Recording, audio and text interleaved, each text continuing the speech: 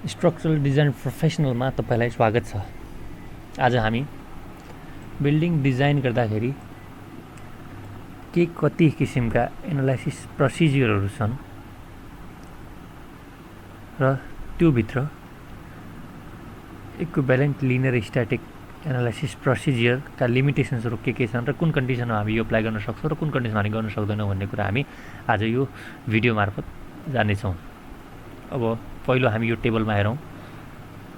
अब कस्तो छ भने यसमा लिनियर, नन लिनियर, स्ट्याटिक र डाइनामिक को आधारमा चाहिँ यहाँ 1 2 3 4 5 पाँचवटा चाहिँ हाम्रो एनालाइसिस प्रोसेसहरू छन्।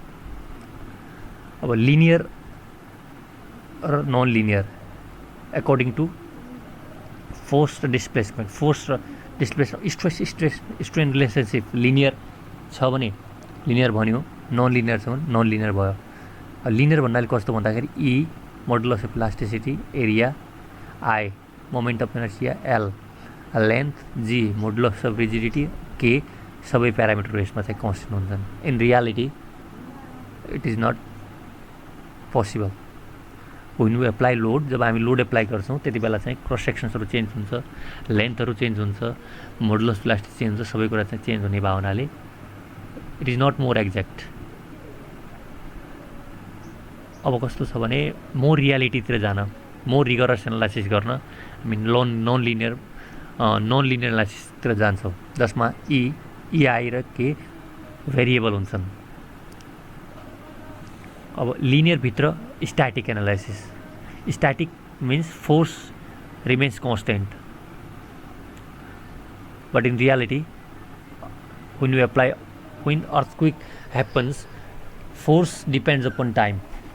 रियालिटीमा त यो पोसिबल छैन, तैपनि हाम्रो डिजाइन इफोर्ट घटाउन हामी कन्जर्भेटिभ वेमा हामी डिजाइन गर्छौँ। त्यो भने चाहिँ equivalent lateral force procedure, equivalent static linear force procedure, जे भन्दा नि फरक परेन। यसमा चाहिँ फोर्स कन्स्टेन्ट हुन्छ र स्ट्रेस स्ट्रेन रिलेसनसिप चाहिँ लिनियर छ भनेर एज्युम गर्छौँ। र डाइनामिक भन्ने बित्तिकै हामी फोर्स चाहिँ टाइम अनुसार चेन्ज भएर आएको हुन्छ। Force depends upon time means dynamic means force is function of time. यसमा दुईवटा किसिमको प्रोसिजरहरू छ लिनियरभित्र पनि। डाइनामिक लिनियरभित्र रेस्पोन्स स्पेक्ट्रम एनालाइसिस प्रोसिजर र अर्को चाहिँ linear response history analysis procedure, linear time history analysis, direct integration र लिनियर डाइनामिक प्रोसिजर, जुनसुकै भन्दा पनि फरक परेन। यो दुईवटा प्रोसिजरमा चाहिँ टाइम फोर्स चाहिँ टाइममा भेरी गरिरहेको हुन्छ। अब नन लिनियरभित्र पनि एउटा स्ट्याटिक प्रोसिजर छ, जसमा चाहिँ फोर्स चाहिँ कन्स्टेन्ट मानेर स्ट्रेस स्ट्रेन कर्भलाई चाहिँ नन लिनियर मानेर चाहिँ डिजाइन गर्छ। त्यसलाई चाहिँ फुल सेभ एनालाइसिस मेथड भन्छ। र नन लिनियरभित्र डाइनामिक प्रोसिजर छ, जसमा फोर्स भेरी गर्छ र हाम्रो चाहिँ स्ट्रेस स्ट्रेन कर्भ पनि नन लिनियर हुन्छ। त्यो एनालाइसिस भने चाहिँ non linear response history analysis procedure, non linear response history analysis, non linear time history analysis, non linear dynamic procedure और direct integration procedure, whatever you say it's okay. अब हामी 1 2 3 4 5 को बारेमा हामी नेक्स्ट भिडियोमा discuss गर्नेछौँ। यो भिडियोमा हामी will talk about the limitations of linear equivalent static analysis procedure. For the रेफरेन्सका लागि I have taken IS 1893 2016 part 1।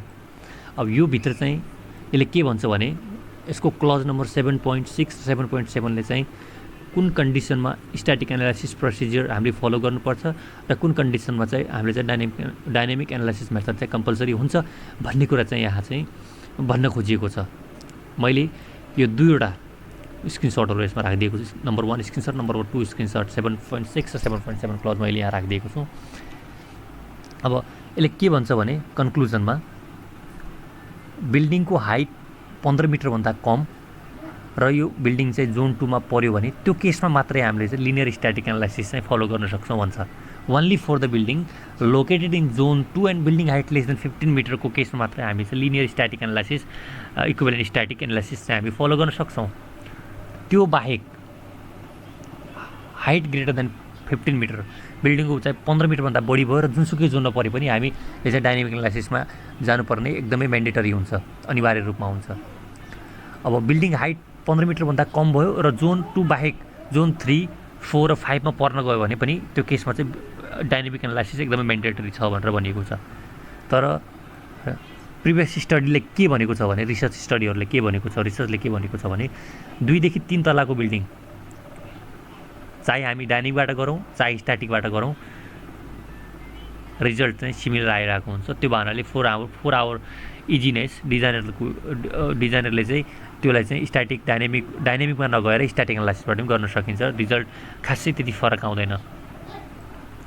अब यी भए हाम्रो स्ट्याटिक एनालाइसिसका लिमिटेसन्सहरू र हामी नेक्स्ट भिडियोमा हामी डाइनामिक स्ट्याटिक एनालाइसिस कसरी गर्छौँ प्रोसेसको बारेमा हामी डिस्कस गर्नेछौँ।